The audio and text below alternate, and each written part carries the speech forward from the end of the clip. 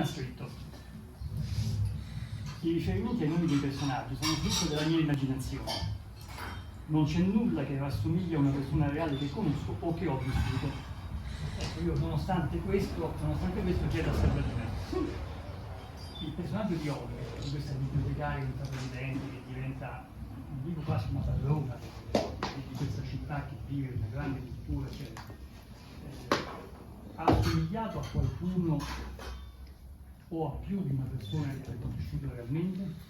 Ok, allora le domande non erano programmate, quindi verrà tutto in modo ispirato e abbandonato. Allora, Olga è un personaggio della mia fantasia, un personaggio della fantasia proprio perché non è possibile oggi ritrovare una persona che le somigli molto, perché Olga è una bibliotecaria di questa grossa biblioteca di Ida, come anche una giornalista. Quindi in effetti non potrebbe essere paragonata a nessuna modella, nessuna attrice, nessuna influencer dei giorni nostri, perché è appunto una donna colta ed è una donna che comunque conosce più di una lingua, una donna impegnata nella società, quindi il modello che ho usato per questo mio primo personaggio è appunto quello di una donna che è intellettuale ma è anche sbarazzina, sbadata, strana, stramba, quindi no, direi che non è un personaggio che si rispecchia in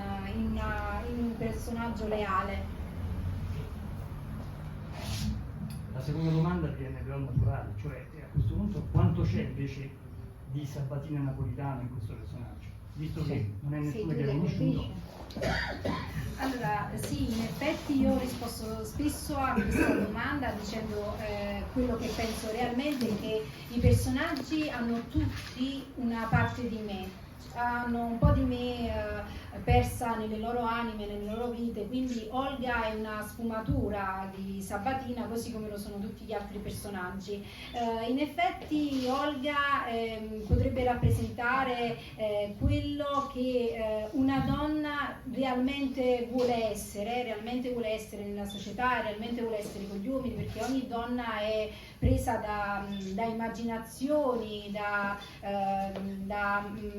permanenze, da dei disturbi che non sono veramente disturbi psichici, ma sono disturbi che definirei allucinazioni della fantasia. Quindi Olga è un personaggio che comunque rappresenta tutte le donne che sono intellettuali, che comunque hanno a che fare con tanta personalità che si distingue anche dalla letteratura vera e propria intesa nel senso classico ed è più vicina al giornalismo. In questo romanzo campeggia, diciamo, la biblioteca, questa grande biblioteca che era parte dei genitori e che lei si trova adesso a dirigere. È una biblioteca importantissima, forse anche molto grande per la città che rappresenta, però che è anche una sorta di centro culturale, dove si organizzano fiere letterarie, incontri, festival, eccetera. I cittadini partecipano, chiedono quali autori ci saranno, chiedono delle liste letterarie, a proposito di utopia, no? Ti chiedo, qualche biblioteca in particolare, fisica, in Italia, all'estero, è stato un modello per te?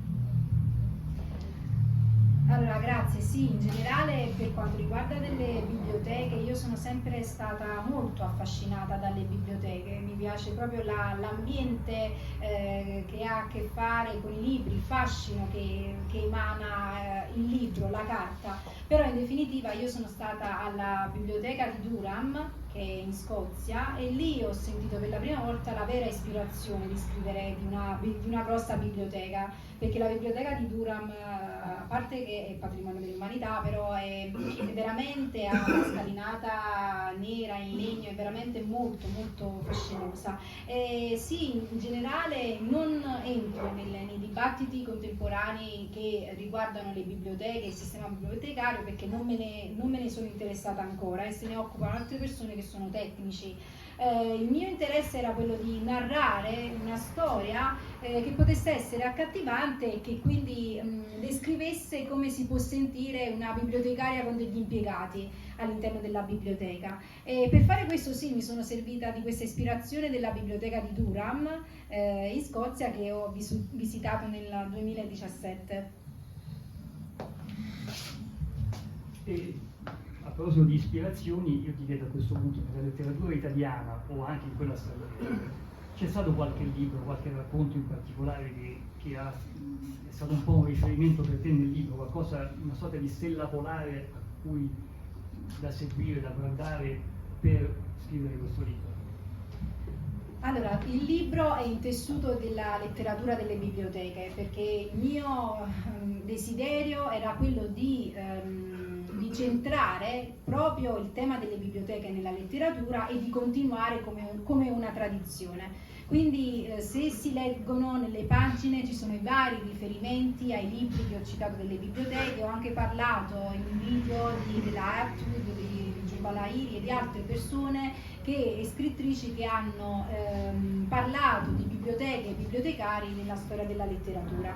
In generale, come molti già sanno, io mi riferisco sempre a Nabokov. Nabokov in Pnin parla di un professore che in un certo qual modo entra a contatto con una biblioteca, anche se il tema della biblioteca in sé come tema principale, come motivo principale di un romanzo non era stato ancora caratterizzato. Io ho citato anche Borges, ho citato chiaramente Umberto Eco, però il riferimento insomma, che spesso mi piace fare è quello a Virginia Woolf, che non è italiana, però Virginia Woolf è molto vicina a quello che intendo o che si intendeva come flusso libero,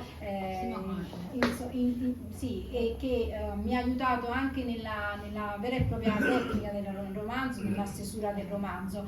Però i riferimenti italiani alla narrativa italiana ne potrebbero essere diversi, ne sono molti, anche se ecco, io mi sento più vicina a questo tipo di letteratura in un certo modo che ha a che fare anche col mondo delle donne, perché Origami è intessuto del pensiero delle donne. Ci sono molte donne che girano intorno alla vita della bibliotecaria e ad ognuna di queste ha il desiderio di farcela, comunque di sopravvivere o comunque di combattere per qualcosa. Quindi in un certo modo la letteratura che parla delle donne, la letteratura femminista mi ha molto influenzata. Grazie Sabrina. Cinzia, se puoi continuare con le note critiche. Allora, due precisazioni sui nomi che ha fatto lei, perché ne avevi parlato. Allora, intanto la biblioteca di Babele di Borges è la tua biblioteca, perché è una biblioteca che non esiste, è una biblioteca che non può esistere, è utopica, e Borges ne sogna e ne puntualizza nel suo libro la possibilità di esistere da un tragitto, perché questa biblioteca è impossibile un giorno esista, quindi è l'utopia sua. Per la Woolf, ecco, per la Woolf ovviamente uno dei capisaldi, lo stream of consciousness, il flusso di coscienza, in qualche modo torna nel tuo libro, cioè io lo leggo e sento che c'è una certa libertà, diciamo, di causale tra le varie parti del discorso. Però non c'è una cosa, perché è nemica dell'utopia, e infatti la Woolf non è stato un sostenitore dell'utopia. È il sottomettersi ai tempi della ragione, che poi è lo stream of consciousness. Cioè lei, Joyce, Faulkner hanno voluto scrivere non come sentivano, cioè la favoletta, insomma, no, ma come la ragione avrebbe trasmesso quel pensiero o quella sensazione. Tu questo non l'hai fatto perché hai voluto liberarti da questo schema che è molto pesante, perché se pensate che questa scuola di poeti come Joyce e Faulkner siano stati liberi di scrivere, assolutamente no, non è il contrario. Loro che hanno avuto questa scrittura così complessa, così articolata, hanno fatto una specie di scheda per ogni pagina, cioè di Faulkner, di Stanley dei Fiumi, dalla prima pagina tu hai un riferimento alla 300°, quindi loro non sono liberi di scrivere come sembrerebbe. Loro scrivono grandissimi prodotti, però sottostando alle regole dinamiche del pensiero. del pensiero che regola sentimenti e ragione. Tu questo non l'hai fatto, hai dovuto essere libera. Da loro hai preso questa libertà, non sintattica, perché questo tu non l'hai fatto, questa libertà di causa-effetto tra il verbo, il predicato, i complementi, il prima e il dopo. Un'altra cosa tu non hai fatto, che invece loro hanno fatto, è diciamo, obliterare le voci narranti.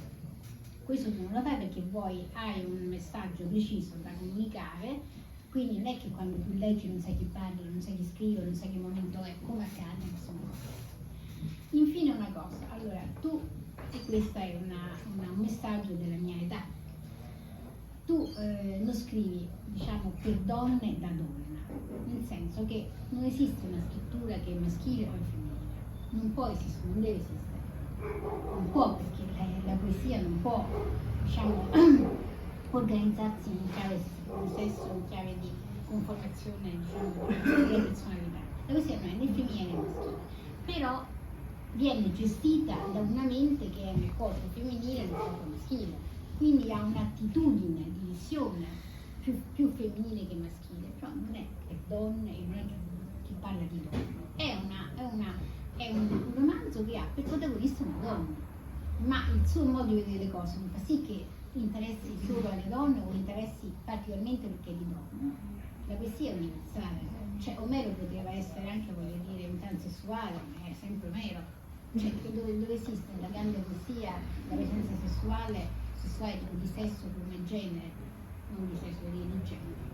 Il tuo non è un romanzo di genere, parla di donna, parla di uomini, parla di sesso, ma non parla solamente a destinatari donne o privilegiando le donne. E questo non c'è, assolutamente. Bene, allora torniamo al nostro romanzo che abbiamo un po' trascurato e come critica non devo farlo. Allora, dopo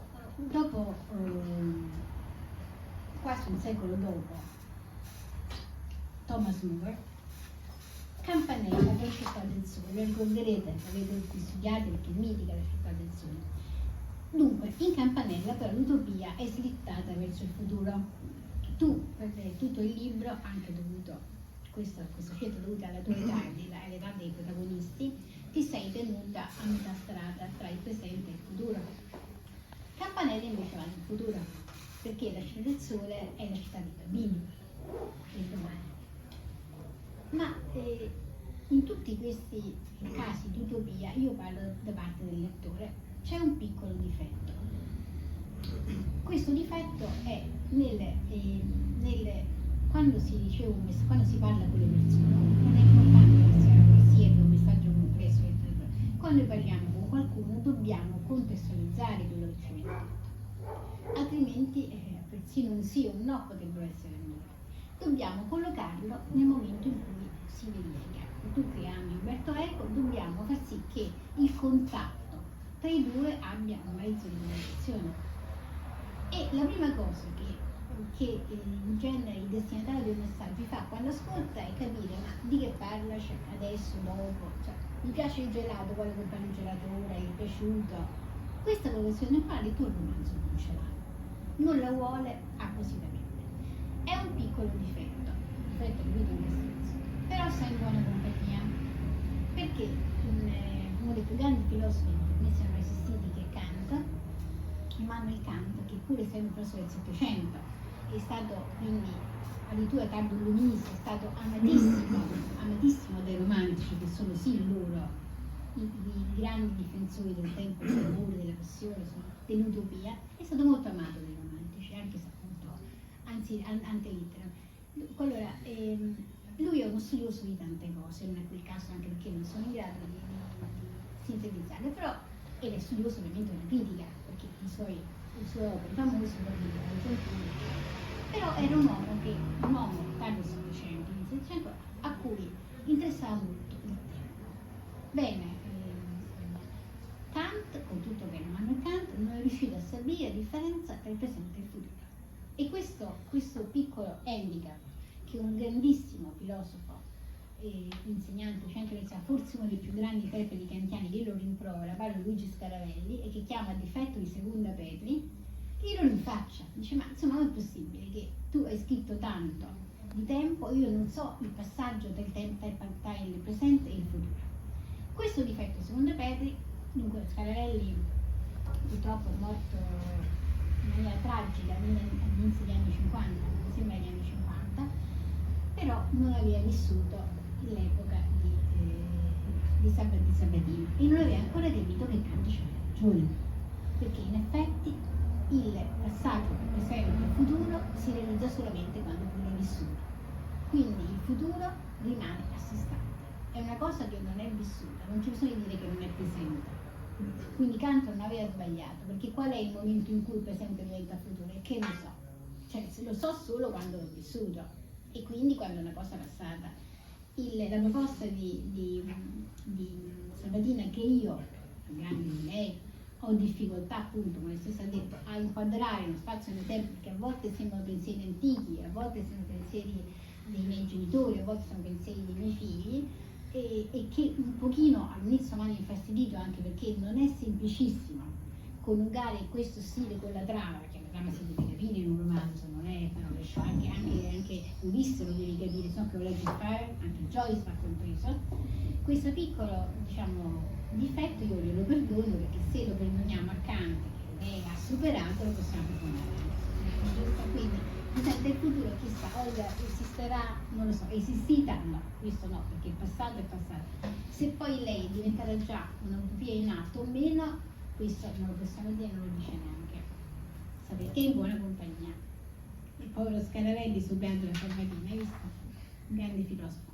Bene, allora, la vicenda l'ha già spiegata lei, non voglio dire di più, c'è una sola cosa appunto di cui lei ha parlato, è il mondo, diciamo, onirico di questa donna. Lei in realtà più che allucinazioni sono diciamo alternanze di personalità che lei vive, quella è una sdoppiata, insomma, adesso voglio dire, parlando molto semplicemente, speriamo che Freud e Jung ci perdonino, lei è una persona spesso sdoppiata, cioè vive delle vite che si alternano e quindi quando lei subentra un'occasione che è vicina alla sua personalità, chiama quella personalità. Quando l'occasione cambia o diventa sprezzante, lei si rivolge a un'altra personalità. Non è che è vicina, lei si stuppia, però ovviamente insomma, non sono psicanalista, quindi ti posso dire se è malata, però non ci interessa, lei si stuppia. Allora, un ultimo esempio per tornare alla grande letteratura, soprattutto per far capire da quale famiglia, a quale famiglia letteraria si può confrontare questo libro. Io ricordo di aver letto sempre da ragazza, e obbligatissima perché facevo letteratura angloamericana, un libro celeberrimo, vi ricorderete tutti. Era 1984 di George Orwell. Ora, questo libro, scritto dopo la seconda guerra mondiale, ha avuto una fortuna. Le persone a mia età lo conoscono anche altri, veramente eccessiva per il suo contenuto, per il suo messaggio, però è stato un libro che ha anticipato forse di secoli quello che sarebbe venuto dopo. Il libro di Orwell è un romanzo distopico, si chiamano così, cioè il contrario di quello utopico, nel senso che dice tutte le cose che non devono avvenire, che non sono avvenute e che se non stiamo attenti avverranno. Cioè se non ci portiamo in un certo modo finiremo come appunto nel romanzo di Orwell. E la sua città, la sua Ithaca, è governata da un grande fratello. Parlo di un libro uscito dopo la seconda guerra mondiale. Le scienze umanistiche sono diventate una disgrazia, sono venute in disgrazia. Cancellando tutto quanto non si è in linea con le linee dominanti, cioè non c'è libertà. Addirittura la scrittura a mano è proibita. Poesie, canzoni, romanzi sono realizzati automaticamente da complessi macchinari elettrodomestici detti versificatori. Pensate, scritto dopo la guerra. Ma forse ancora di maggiore interesse, qua invece mi piace l'opera, è Fahrenheit 451, pubblicato anche questo negli anni 50 dal grande Bradbury. Questo è un bel romanzo. Dal grande? Bradbury.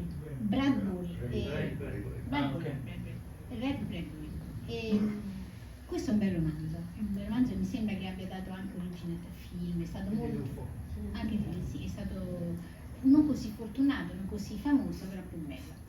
Se in origami l'attività di letteratura costruisce una sorta di strada maestra, come in questi due esempi che io ho citato pur differenti, per inserirti nella modernità, al contrario di Moore, di Kant e gli altri, esiste un tracciato in grado di orientare in maniera positiva e benefica l'esistenza dei cittadini. Questo in Fahrenheit è molto presente. Gli uomini e le donne a cui cioè non possono, non hanno una spinta negativa a possedere i libri, per contrastare questo reato hanno addirittura vigili del fuoco che li bruciano. Ora, questo bruciare i libri, coloro che intendono possederli, ed è la fuga e il nulla, è lo spinta a ricomprarli, è legato ad un episodio piuttosto triste, però tu lo ricorderai, almeno mai sentito parlare, del nostro tempo.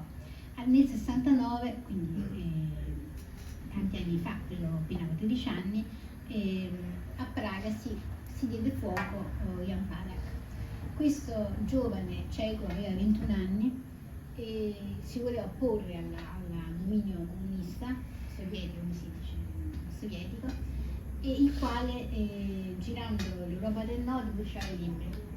Bene, lui poveretto si è bruciato lui stesso. Ha detto che l'estrema risposta a questa mancanza di libertà che era la distruzione dei libri, per lui coincideva la distruzione della vita. E purtroppo si è dato questo triste accenno lo dovevo fare, però insomma è rimasto nella storia. Allora, come concludere questa carrellata su Ithac? Ithac è una sorta di città-stato. È una città dove la vita sembra facile, ma non è così, perché la vita facile è frutto di un impegno quotidiano e di una autodisciplina fortissima che ha molto a che vedere, per esempio, con la subversiva conscia di cui parlavo prima. La gente non fa quello che vuole perché c'è chi ha fatto che doveva fare. Cioè loro si vorrei che esiste, se si legge, se i libri sono stati stampati, diffusi, c'è chi ha fatto quello che doveva e forse chissà non voleva o è faticoso farlo, perché leggere non è sempre piacevole. Quanti libri abbiamo letto che non volevamo leggere e che abbiamo avuto fatica a leggere?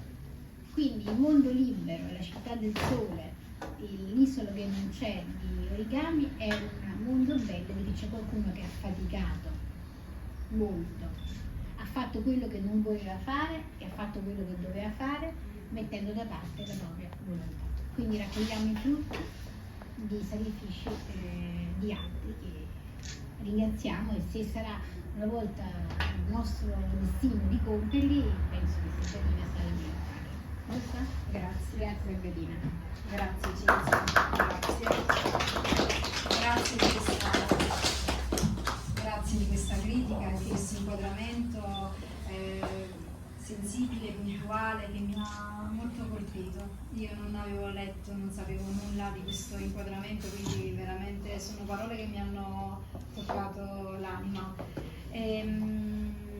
Aggiungerei una piccola parte del libro. La compagine militante della popolazione interveniva solo nel momento in cui c'era bisogno di una risposta da parte del popolo, e il fenomeno del populismo che abbracciava l'Europa non caratterizzava i cittadini di Ithac, che avevano ideologie borghesi della classe media, progressiste e filantropiche, non edonistiche o superegotiche. Ithac era un modello culturale avanzato perché aveva ereditato lo sviluppo dalle rivoluzioni borghesi e aveva ereditato la forma di una nuova classe estesa a una società di intenti congiunti tra intellettuali e popolo. La classe media, in questo senso, proponeva la cultura come potere reale della critica politica, e il divario tra l'élite e il proletariato non era così profondo come nel resto del mondo. C'è chi è morto per questo, capisci? Cioè, ci sono rivoluzioni e purtroppo ce ne sono ancora in cui la gente muore per far sì che si possa vivere in qualche posto come si vive a Ithac. Grazie ancora. Grazie Cinzia di aver colto il senso politico anche del messaggio che è all'interno del romanzo. Non so se qualcuno ha delle domande, io sarei disposta anche a rispondere, sarebbe bello che ci fossero delle domande. Posso? Sì. Mi sentite, penso, tanto con la voce di Rosy? Sì. Ma siccome, come è stato sottolineato da Cinzia, ma anche da lei come autrice, il romanzo è denso di femminilità, anche se non è un romanzo che si rivolge esclusivamente al pubblico femminile. Però c'è una funzione, immagino, anche un pochino di incoraggiamento nei confronti dell'universo femminile per affermarsi a livello identitario. Ora, io non ho letto l'opera, sicuramente però lo farò perché mi incuriosisce, però le volevo chiedere se c'era effettivamente la voglia anche di dare una spinta, di lanciare magari un segnale di incoraggiamento, magari a tutto l'universo femminile, alle donne che oggi ancora magari in determinate situazioni, in determinati frangenti della quotidianità, sono costrette a sgomitare per affermarsi, per affermare la propria identità. Magari nel romanzo, ecco, c'è la voglia di lanciare un incoraggiamento di questo tipo? Sì, assolutamente, c'è anche un incoraggiamento all'incidere all'interno della società da parte delle donne, perché tutte le donne che sono all'interno del romanzo in un certo qual modo sono impegnate nella vita sociale. Si parla anche di malattia, ci sono anche altri tasti che vengono toccati all'interno della narrazione, altre corde, quindi sì, l'universo femminile è sottolineato, però come ha detto Cinzia, anche la psicologia maschile è toccata, perché non dicendo molto della trama, ma c'è un suicidio, ci sono vari episodi che caratterizzano. Sì, e anche la vita dei protagonisti è una vita di coppia, quindi le psicologie vengono molto analizzate. Sì, la donna non è una donna frustrata in Origami, non si parla di, non è un romanzo vicino al drammatico, ecco, ci sono diversi romanzi che sono anche dal punto di vista storico, che hanno caratterizzato una narrativa drammatica in un certo modo, tendente al tragico. No, in questo senso non è un romanzo verista, non è un romanzo che racconta dei frangenti drammatici, dei frangenti sofferti, ci sono delle realtà che sono in un certo qual modo le realtà che feriscono l'umanità, però non vengono mai viste dal punto di vista del distacco del drammatico.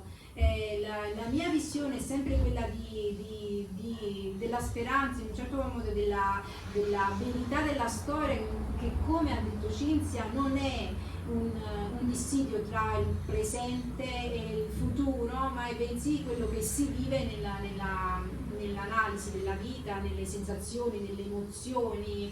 Questo è stato il romanzo, alla fine è un romanzo vicino alla gente, è un romanzo vicino alle vite, non è un romanzo distante, non è un romanzo drammatico, è un romanzo che non definirei realistico, un romanzo utopico che comunque parla delle psicologie degli universi interiori dell'uomo, quindi la sensazione, l'emozione sono dei protagonisti e sono molto analizzati, è un romanzo vicino alle persone. Se avete qualche altra domanda? Posso farne una io? Sì.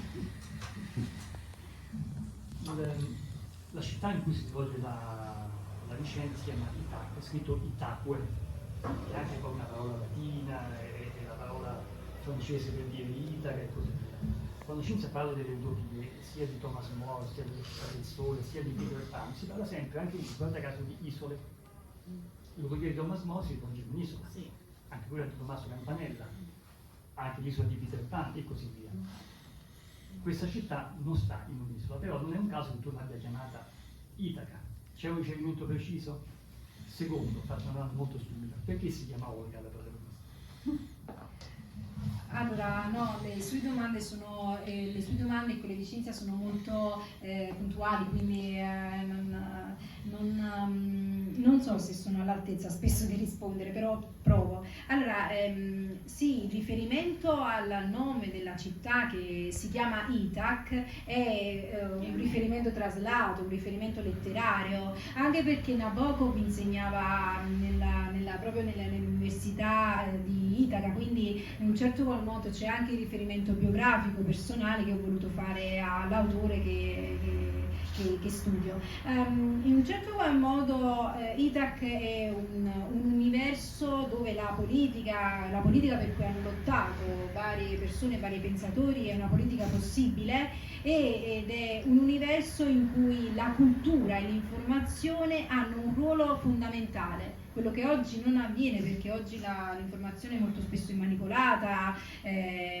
la cultura lo stiamo vedendo addirittura con la guerra, come l'informazione può essere manipolata. Quindi in un certo qual modo tutto ruota intorno a come la società investe nella cultura e proprio nel giornalismo, anche se in un certo qual modo è contraddittorio, perché alla fine i giornali di cui si parla sono il giornale del protagonista e della protagonista, quindi tutti gli altri sembrano non esistere, perché è come se avessero un'egemonia, una dominanza. Quindi il punto è proprio questo, che nessuna città è un'isola, nel senso che con la cultura tutte le città sono vicine alle altre, quindi in un certo qual modo c'è anche il senso di quello che vediamo dei primi anni del 2000, del fatto che le nazioni sono unite, quindi tutte devono mirare allo stesso obiettivo, non ci deve essere separazione. Questo è anche il tema della guerra, il tema attuale della guerra, quindi la cultura, nessun paese come Itac è un paese separato, quindi Itac potrebbe essere anche una nazione, e questo è il messaggio che intendiamo dare tutti, quello di unità, quello di unione, non quello di una separazione, perché anche se esiste una separazione culturale, appunto è l'intelletto, la cultura, la formazione che viene anche dai libri, proprio dal sistema educativo, a impegnare le menti, a impegnare le popolazioni in questa nuova visione delle cose, dove non ci sono frontiere. Anche con l'euro noi abbiamo all'epoca già battuto una frontiera, non ci devono essere più queste frontiere, le culture dovrebbero, come all'inizio nelle culture dell'antica Grecia che si scontravano con queste altre, le culture dovrebbero proporre dei ponti democratici continui, e questo è alla base proprio della civiltà, perché oggi vediamo una brutalità che è al di fuori di ogni civiltà possibile, purtroppo, ancora ad oggi. Poi tu hai scelto il tagliere Odissea, hai scelto il meno omerico, Odissea nemmeno se sa che è scritta veramente Omero, e hai scelto il protagonista della parola, Ulisse, quindi certo lui ha faticato tanto fortunatamente, però il viaggio di Olga e del marito è meno tormentoso, fortunatamente. Sì, una volta mi è capitato di parlare del riferimento tra Ulisse e Gustavo, perché si parlava appunto dei libri di Carofiglio, che ha esaminato la figura anche di Penelope, e mi è capitato che un'amica che si interessa anche di Ulisse mi abbia chiesto di questo riferimento. Il riferimento è calzante, perché appunto Itac è appunto riferito a lui, e il fatto è questo: l'uomo si muove verso la conoscenza, ma com'è l'uomo contemporaneo, com'è il borghese contemporaneo, per essere veramente un uomo che si intende non fallito, riuscito. Ecco perché Joyce e tanti altri proponevano una visione dell'intellettuale fallito, in un certo qual modo, dell'intellettuale troppo preso dalla soluzione mentale per perdere poi la praticità che serve all'uomo contemporaneo. L'uomo che ho investigato nel romanzo, in Origami, è un uomo di certo borghese, non si parla di uomini poveri o di uomini che passano da una dimensione di povertà verso una insomma, che migliora il loro status sociale. Non sono uomini alla ricerca di una condizione migliore, nemmeno Olga è alla ricerca di una condizione migliore, perché lei parte già ricca in un certo qual modo, quindi non sono personaggi che vengono investiti da una rivoluzione sociale, quindi non sono personaggi che sono emblemi di una scalata, no, bensì Gustavo è l'emblema di un uomo che si dona totalmente alla vita pubblica senza in un certo modo dare peso a quella che era la vita privata della moglie, quindi il dramma collettivo che veniva a diventare più importante del dramma privato, perché lui amava talmente la moglie che il dramma privato era contemplato nella natura della moglie. Quindi in un certo modo Gustavo ha amava talmente la società e il vivere sociale da specchiarlo nella moglie, non rendendosi conto che poi la moglie aveva una vera psicologia. In effetti l'eroe inteso come l'eroe di Gustavo, che è un eroe moderno, è appunto un eroe che ha a che fare con la verità, quindi gestisce la verità. Non so se potrebbe verificarsi una persona reale, ma io per natura non l'ho visto, quindi una persona che muove cultura, giornalismo e informazione verso la verità, anche questo timbro della verità, e che tiene tanto alla verità quanto alla moglie. Quindi in un certo modo lui potrebbe essere l'esempio di quello che potrebbe accadere in futuro in una società dove le nazioni parlano spesso tra di loro, quindi non ci sono più frontiere, si va sempre verso un dialogo maggiore tra le nazioni. Il dialogo maggiore tra le nazioni si può avere solamente con il plurilinguismo, perché il problema della lingua si pone nel momento in cui si scontrano con altre nazioni, quindi plurilinguismo e l'informazione, perché solo con l'informazione si possono vincere, insomma, quelle che sono le barriere proprio sia fisiche che mentali che culturali tra le nazioni. In questo senso Gustavo è veramente un eroe. È veramente un eroe perché lui è un uomo buono, molto capace, generoso, e quindi lui si dona. Viene spesso detto che lui si dona anche per la sua casa editrice, per i ragazzi giovani. Stiamo dicendo troppo, ma in ogni caso sì, il riferimento è un nuovo Ulisse, Gustavo, in un certo senso è un nuovo Ulisse. E le sue sirene, sì. Sì, ci sono delle sirene all'interno del romanzo, ma non sono intese come le sirene che vogliono in un certo qual modo sedurre, sì, per avere qualcosa, quindi sedurre in modo pervasivo, in modo perverso. Ci sono delle sirene che comunque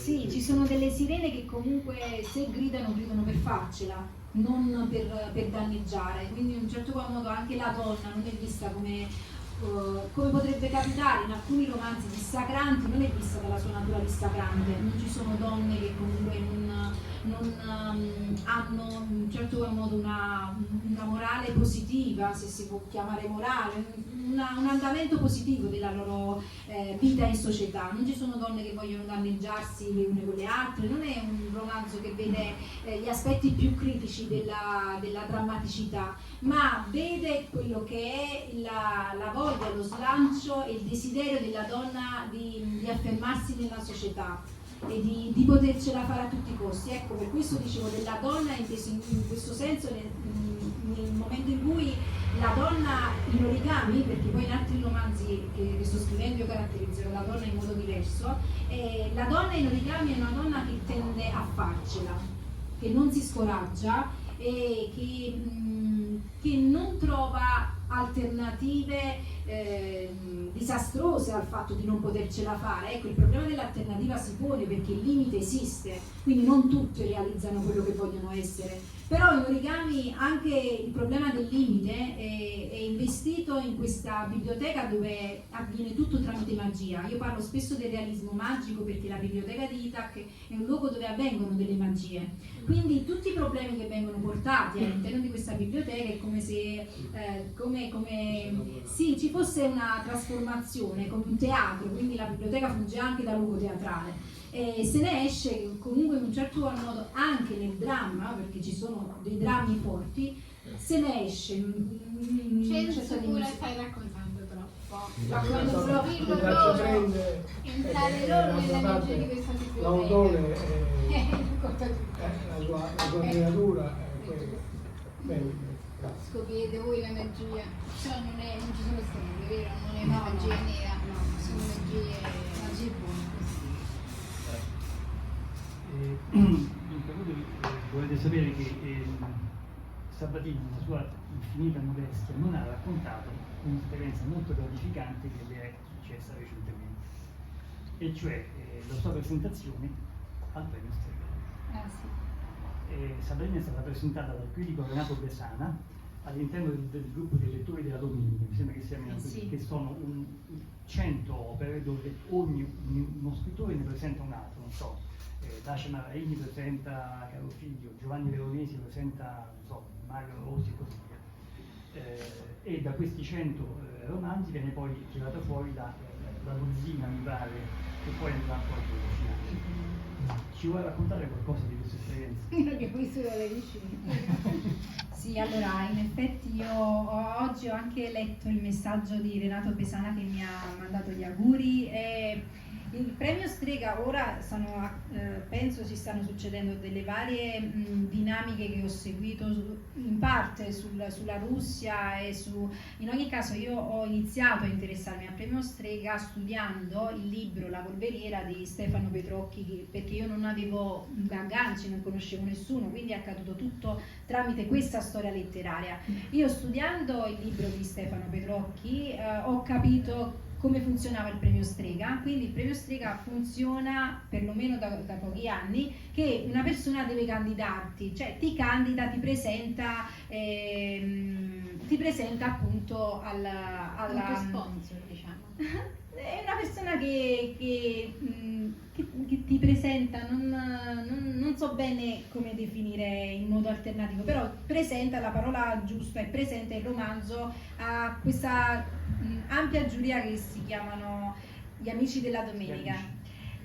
Sì, quindi è stata una bella occasione perché io ero in macchina con un altro amico, perché la nostra comitiva è grande, ero in macchina con un amico che stava appunto andando a un santuario a Nola, che è un santuario a cui io tengo molto, e mi ha chiamato Renato Pesana e il mio amico ovviamente si è fermato sulla strada dove appunto c'erano delle strisce che non erano quelle per cui si parcheggia, quindi io già mi stavo arrabbiando perché non amo la guida sportiva. In ogni caso Renato Pesana mi aveva appunto chiamato per dire che aveva presentato il romanzo, e quindi per me è stato molto emozionante perché mi ha dato comunque fiducia e ha creduto in me, e quindi è stata veramente una bella occasione di crescita come quella di stasera. Grazie. Alla prossimo premio Strega. Vedremo, perché io sto scrivendo un nuovo romanzo che è ambientato tra l'altro a Roma, molto ambientato a Roma, quasi tutto ambientato a Roma, quindi non dirò oltre anche di questo nuovo romanzo, quindi vedremo come andrà in futuro. Se non avete altre domande io chiuderei, anche per non togliere il fascino di quello che è accaduto. Grazie. Grazie a te.